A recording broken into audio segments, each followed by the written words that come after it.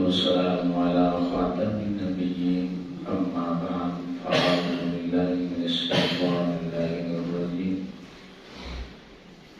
بسم الله الرحمن الرحيم يا أيها الذين آمنوا أنفقوا مما رزقناكم صدق الله مولانا العظيم. حمد و صلات کے بعد آپ تمامی احباب کو السلام علیکم ورحمۃ اللہ وبرکاتہ.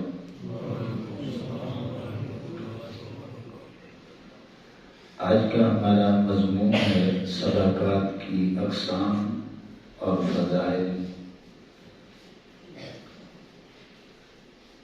اسلام میں صدقات کا مفہوم بڑا ہی وسعت کا حامل مضمون ہے اور اس کا جاننا اس حوالے سے انتہائی ضروری ہے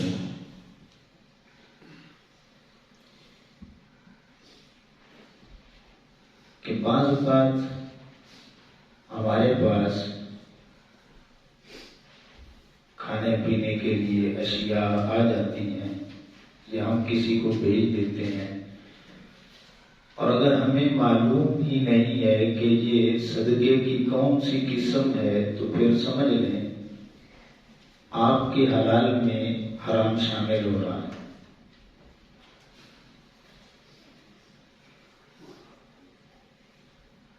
تو آپ اندازہ لگا لیں کہ اس مضمون کو جاننا کتنا ضروری ہے.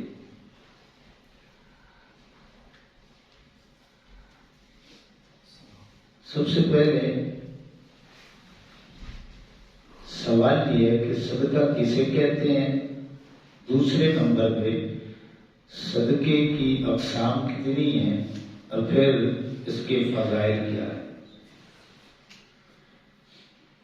سب سے پہلے بلا تاخیر صدقے کی تعریف سن لیں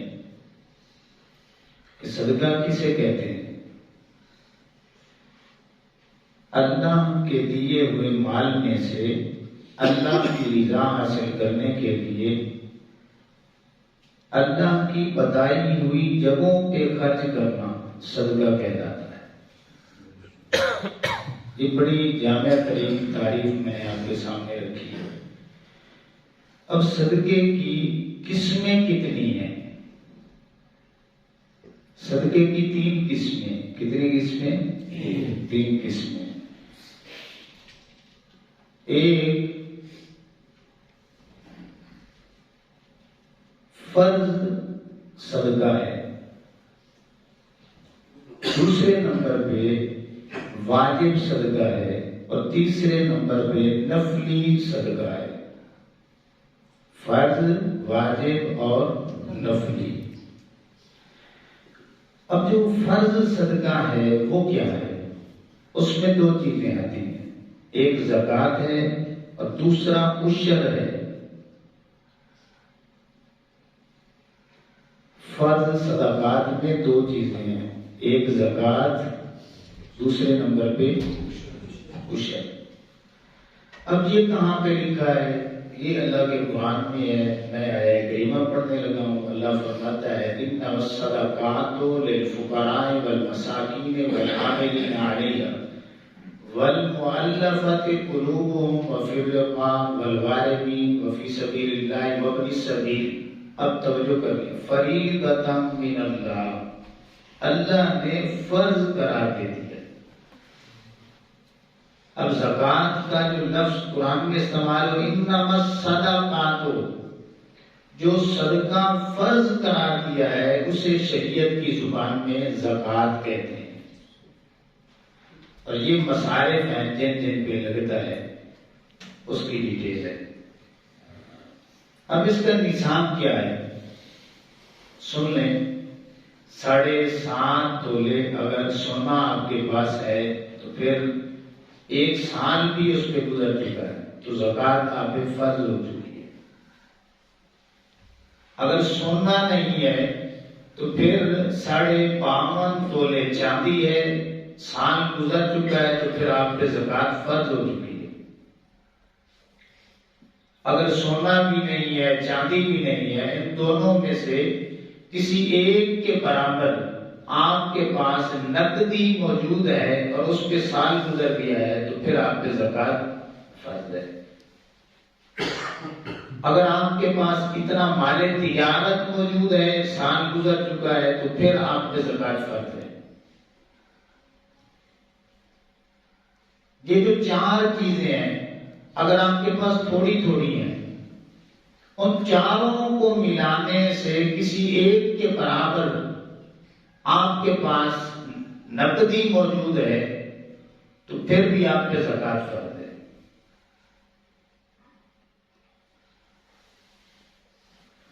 اللہ اکبر۔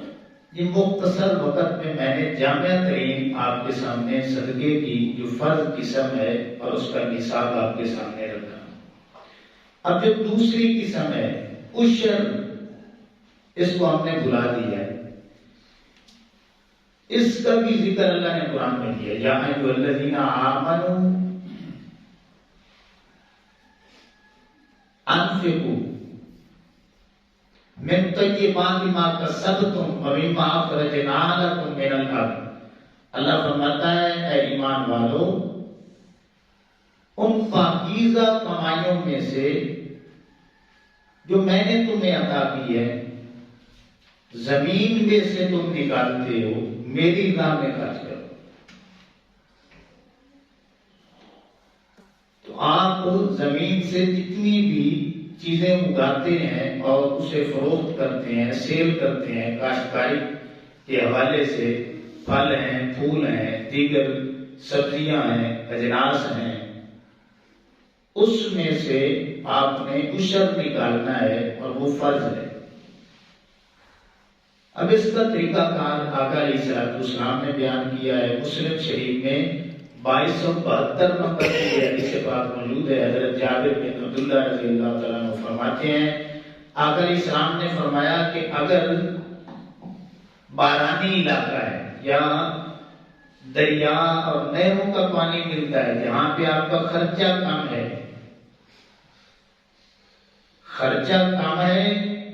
تو پھر 10واں حصہ دینا پڑے گا۔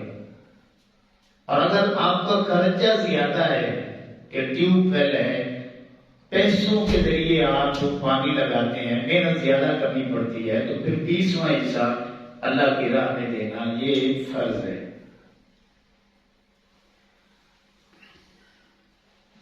اب قرآن مجید میں ایک آیہ کریمہ ہے، اللہ فرماتا ہے وَأَنفِقُوا فِي سَبِيلِ اللَّهِ، کہ اللہ کی راہ میں خرچ کرو، وَلَا تُلْقُوا بِأَيْدِيكُمْ إِلَى التَّهْلُكَةِ، اور اپنے ہاتھوں سے اپنے آپ کو ہلاک مت کرو۔ کیا مطلب کہ جو بندہ اللہ کی راہ میں خرچ نہیں نہ کرتا تو اللہ فرماتا ہے وہ بندہ اپنے ساتھ ظلم کر رہا ہے، اپنے ہاتھوں سے ہلاکت خرید رہا ہے۔ اللہ فرماتا ہے وَأَحْسِنُوا، یار اپنے ساتھ تو چنگا کر لے۔ ان اللہ یحب المحسنین، اللہ محسنین کے ساتھ پیار کرنے والا ہے۔ آپ قرآن مجید جہاں پہ بھی یہ انفاق فی سبیل اللہ کا ذکر موجود ہے پڑھ کے دیکھ لیں، اللہ رب العزت نے ہر جگہ پہ فرمایا ہے کہ میرے دیے ہوئے رزق میں سے خرچ کرو۔ اے ایمان والو، میرے دیے ہوئے، کیا مطلب کہ جو کچھ بھی میرے اور آپ کے پاس موجود ہے وہ دیا ہوا کس کا ہے؟ کس کا دیا ہوا ہے؟ اللہ فرماتا ہے میرے بندے میرے دیے ہوئے میں سے میری راہ میں دے دو۔ یہ دیکھیں نا سورہ بقرہ کی پہلی آیہ کریمہ بھی اللہ فرماتا ہے الذین یؤمنون بالغیب، ایمان والوں کی صفت یہ ہے کہ وہ غیب پر ایمان رکھتے ہیں، وَيُقِيمُونَ الصَّلَاةَ، اور نماز ادا کرتے ہیں، وَمِمَّا رَزَقْنَاهُمْ يُنْفِقُونَ، اور جو ہم نے انہیں رزق دیا ہے اس میں سے خرچ کرتے ہیں۔ تو جو بندہ اللہ کی راہ میں خرچ نہیں نہ کرتا تو گویا وہ عملاً اقرار کر رہا ہے کہ یہ مال اللہ کا نہیں ہے، اس کا مالک میں ہے۔ تو وہ کون سا مسلمان ہے جو یہ کہتا ہے؟ تو جو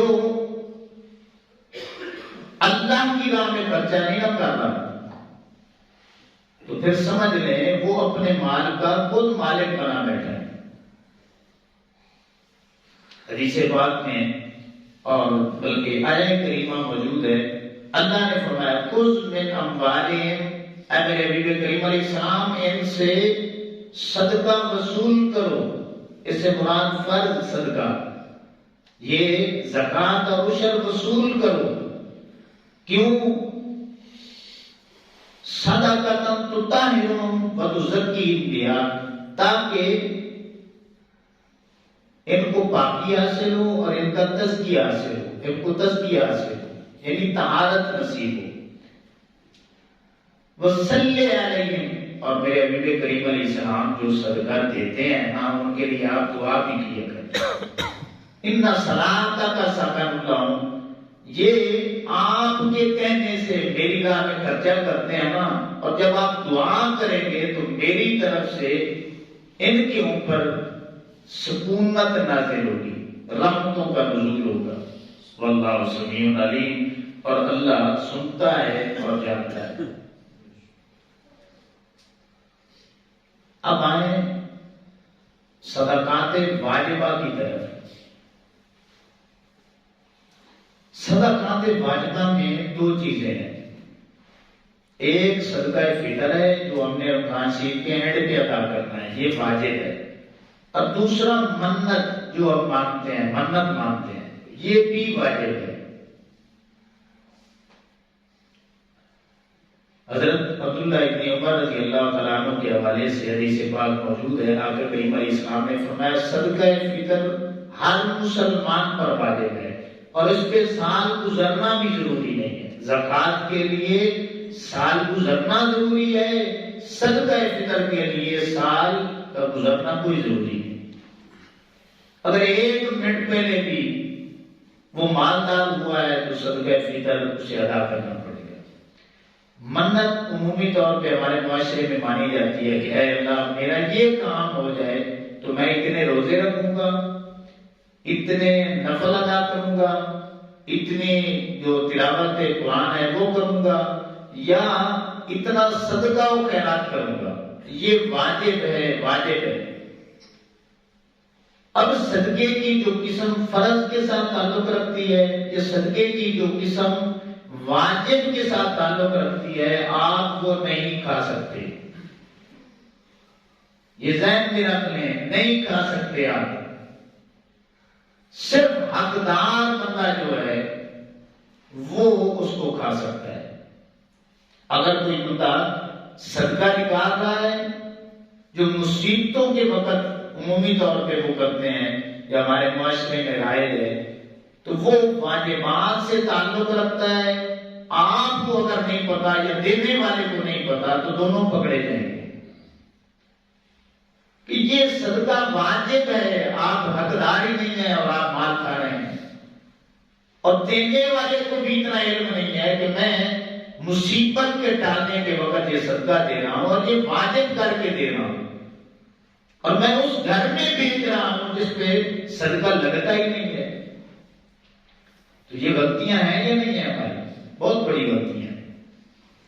دینے والے کا بھی جو ہے وہ ذہن ہونا چاہیے، اور لینے والے کو بھی پتا ہونا چاہیے کہ کس انداز میں میں نے اسے جو ہے قبول کرنا ہے۔ اب آگے ہے صدقات جو نفلی ہیں، نفلی صدقات۔ اس میں اس کے علاوہ جتنی بھی صورتیں بنتی ہیں وہ نفلی صدقات میں داخل ہوتی ہیں۔ مثال کے طور پہ محافل کے بعد کھانا پیش کیا جاتا ہے، وہ نفلی صدقات میں ہے۔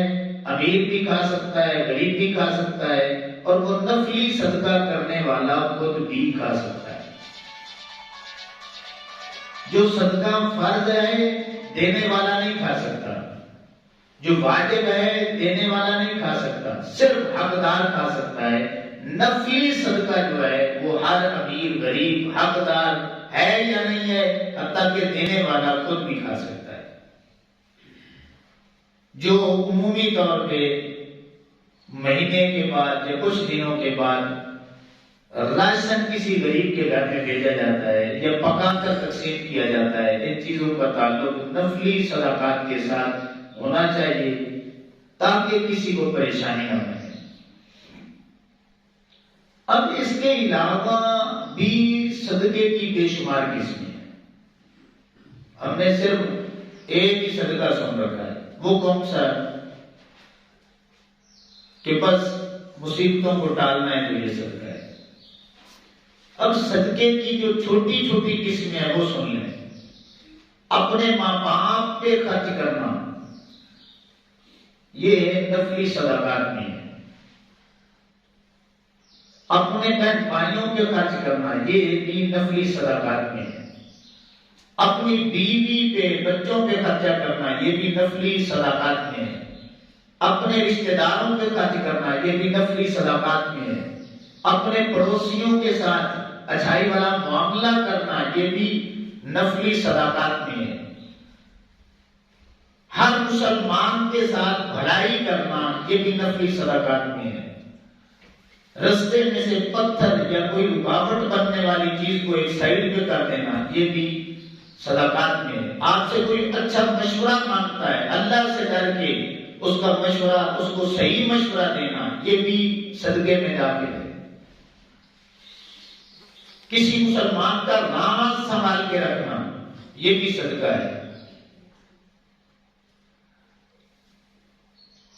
اللہ اکبر کہنا بھی صدقہ ہے، سبحان اللہ کہنا بھی صدقہ ہے، الحمدللہ کہنا بھی صدقہ ہے، استغفر اللہ کہنا یہ بھی صدقہ ہے۔ کسی مسلمان کی مدد کرنا یہ بھی صدقہ ہے۔ کسی مسلمان کو پیاس لگی ہے اسے پانی پلا دینا یہ بھی صدقہ ہے۔ اگر کوئی اندھا ہے اسے رستہ کراس کروا دینا یہ بھی صدقہ ہے۔ اگر کوئی مسلمان گنگا ہے اسے اشاروں سے سمجھا دینا یہ بھی صدقہ ہے۔ اگر بہرا ہے تو پھر اسے اونچی آواز سے سمجھا دینا یہ بھی صدقہ ہے۔ کسی مسلمان کو مسکرا کر دکھا دینا یہ بھی صدقہ ہے۔ کسی مسلمان کو اچھی بات کر دینا یہ بھی صدقہ ہے۔ نیکی کا حکم دینا یہ بھی صدقہ ہے۔ برائی سے منع کرنا یہ بھی صدقہ ہے۔ تو یہ بے شمار قسمیں چھوٹی چھوٹی جو تھی وہ میں نے ساری آپ کے سامنے رکھی۔ اب میں امید کر سکتا ہوں کہ صدقے کی جتنی بھی ڈیٹیلز ہیں امید ہے اللہ کے گھر میں کہ آپ کو سمجھ آ گئی۔ جب بھی آپ صدقہ کرنے لگیں تو کوشش کریں نفلی صدقات دیا کریں۔ ایک تو فرض ہے وہ تو آپ نے دینا ہی دینا ہے، وہ نہیں دیں گے تو آپ مجرم ہوں گے، گناہگار ہوں گے اور حقدار تک آپ نے پہنچانا ہے۔ صدقات واجبہ وہ بھی آپ نے حقدار تک پہنچانے ہیں، آپ خود نہیں کھا سکتے۔ نفلی صدقات کے لیے اجازت ہے، ہر غریب امیر چھوٹا ہے بڑا ہے اور وہ خود بھی جو ہے نفلی صدقات کھا سکتا ہے، پی سکتا ہے۔ اب آئیں صدقات کی فضیلت کیا ہے، فضائل کیا ہے، اس کے لیے میں آیات طیبات آپ کے سامنے رکھوں گا کہ اللہ نے فرمایا یا ایھا الذین آمنوا، اے ایمان والو، انفقوا مما رزقناکم، کہ میری راہ میں خرچ کرو اس رزق میں سے جو میں نے تمہیں دیا ہے، من قبل ان یأتی یوم لا بیع، اس سے قبل کہ وہ دن آ جائے جب تمہارا خرید و فروخت کرنا تمہارے کچھ کام نہ آئے، ولا خلۃ ولا شفاعۃ، تمہاری دوستی کوئی کام نہیں آئے گی اور تمہاری شفاعت کرنے والا بھی پھر کوئی نہیں ہوگا۔ اس سے پہلے یعنی اشارہ ہے قیامت کی طرف۔ یہ جو اللہ نے موقع دیا ہے اس موقع سے فائدہ اٹھائیں۔ اللہ رب العزت نے جو طریقے بتائے ہیں، جو جگہ بتائی ہیں، وہاں پہ اللہ کی راہ میں اپنا مال خرچ کریں۔ اب دوسری آیت کریمہ سنیں، اللہ فرماتا ہے آمنوا باللہ ورسولہ وانفقوا مما جعلکم المستخلفین فیہ فالذین آمنوا منکم وانفقوا لهم اجر کبیر، کہ وہ لوگ جو اللہ اور اس کے رسول صلی اللہ علیہ وسلم پر ایمان رکھتے ہیں، مما جعلکم مستخلفین فیہ، اللہ فرماتا ہے کہ جو تمہارے پاس زمین موجود ہے نا، یہ اللہ فرما رہا ہے کہ یہ میں نے تمہیں خلیفہ بنایا ہے، تمہیں میں نے عطا کی ہے۔ کتنے اس دنیا میں ایسے لوگ ہیں جن کے ماں باپ کے پاس کچھ بھی نہیں ہوتا دینے کے لیے، تو وہ ویسے ہی چلے جاتے ہیں۔ اللہ فرماتا ہے کہ جن لوگوں کے پاس زمینیں موجود ہیں، مال و دولت موجود ہے، بظاہر ماں باپ سبب بنے ہیں، لیکن حقیقت میں دینے والا میں ہوں۔ یہ میں نے تمہیں ان گھروں میں پیدا کیا ہے کہ جن کے پاس زمین ہے، مما جعلکم مستخلفین فیہ، یعنی یہ نہ سمجھ لینا کہ اس میں میرا بہت بڑا کمال ہے، نہیں، یہ ساری میری کرم نوازی ہے۔ آگے اللہ فرماتا ہے فالذین آمنوا منکم، بس وہ لوگ جو ایمان والے ہیں، وانفقوا لهم، وہ اللہ کی راہ میں خرچ کرتے ہیں، ان لوگوں میں سے ہوتے ہیں جو خرچ کرنے والے ہوتے ہیں، وَلَهُمْ أَجْرٌ كَبِيرٌ، اور ایسے لوگوں کے لیے اللہ رب العزت نے اجر کبیر تیار کر کے رکھا ہوا ہے۔ اب تیسری آیت کریمہ سن لیں کہ اللہ فرماتا ہے وَأَنفِقُوا مِمَّا رَزَقْنَاكُمْ، اور اللہ کی راہ میں خرچ کرو جو اس نے تمہیں رزق دے رکھا ہے، من قبل ان یأتی احدکم الموت، اس سے پہلے کہ تم میں سے کسی کی موت واقع ہو جائے، فیقول رب لولا اخرتنی الی اجل قریب، تو پھر تم نے کہنا ہے میرے بندو کہ مالک ایک دفعہ پھر دنیا میں بھیج، اب ہم کیا کریں گے، فاصدق، ہم تیری راہ میں صدقے کر کے آئیں گے، دے کے آئیں گے، مال لٹا کے آئیں گے، وَأَكُن مِّنَ الصَّالِحِينَ، تیرے نیک بندوں میں شامل ہو کے آئیں گے۔ آگے اللہ فرماتا ہے وَلَن يُؤَخِّرَ اللَّهُ نَفْسًا إِذَا جَاءَ أَجَلُهَا، میرے بندے جب کسی موت کا وقت آ جاتا ہے نا تو پھر ایک لمحہ بھی اسے نہیں دیا جائے گا، یہ مرنے سے پہلے پہلے موقع ہے۔ وَاللَّهُ خَبِيرٌ بِمَا تَعْمَلُونَ، اللہ رب العزت کو ساری خبریں ہیں جو تم کرتے ہو، وہ ساری خبر رکھتا ہے۔ اب چوتھی آیت کریمہ سنیں، اللہ فرماتا ہے ان المصدقین والمصدقات، بے شک صدقہ کرنے والے مرد اور صدقہ کرنے والی عورتیں، وَأَقْرَضُوا اللَّهَ قَرْضًا حَسَنًا، اور اللہ رب العزت کو قرض حسنہ دینے والے مرد اور عورتیں، یضاعف لهم وَلَهُمْ أَجْرٌ کریم، اللہ رب العزت ان کے رزقوں میں برکتیں عطا فرماتا ہے اور انہیں رزق کریم اور اجر کریم عطا فرماتا ہے۔ پھر اللہ رب العزت نے اتنی کرم نوازی فرمائی، اللہ نے فرمایا مثل الذین ينفقون اموالهم فی سبیل اللہ کمثل حبۃ انبتت سبع سنابل فی کل سنبلۃ مئۃ حبۃ واللہ یضاعف لمن یشاء واللہ واسع علیم، بے شک وہ لوگ جو اللہ کی راہ میں خرچ کرتے ہیں ان کی مثال اس دانے کی سی ہے جو زمین میں بویا جاتا ہے، 7 بالیاں اگتی ہیں، پھر ہر بالی میں 100 دانے ہوتے ہیں۔ اللہ رب العزت فرماتا ہے کہ واللہ یضاعف لمن یشاء، اللہ رب العزت جس کے لیے چاہتا ہے اور برکت نازل فرماتا ہے، اور اللہ رب العزت وسعت دینے والا اور علم رکھنے والا ہے۔ اللہ اکبر۔ اب یہ ساری فضائل کے بعد میں نے آیات طیبات آپ کے سامنے رکھی، اب ان کا نتیجہ لیتے ہیں کہ جو ان صدقات کو ادا کرتا ہے اس کو برکتیں کیا ملیں گی۔ بالکل سادے لفظوں میں آپ کو یہ باتیں سمجھانا چاہتا ہوں۔ اللہ فرماتا ہے کہ ایک تو میری رضا ان لوگوں کو نصیب ہوتی ہے، دوسرا فائدہ سن لیں کہ اللہ رب العزت کی ذات پہ ان لوگوں کو کامل یقین ہوتا ہے کہ یہ مال اسی کا ہے، ہمارا نہیں ہے۔ تیسرے نمبر پہ ان کا عقیدہ آخرت مضبوط ہوتا ہے، ان کو پتہ ہے کہ تو ادھر رہ جانے، ہم نے اللہ کے پاس رہنا ہے۔ چوتھی بات، ان لوگوں کے دل میں نرمی آ جاتی ہے، ان کے دل نرم ہوتے ہیں، اب پانچویں بات یہ ہے کہ اللہ رب العزت ایسے لوگوں کے رزق میں برکت عطا فرماتا ہے۔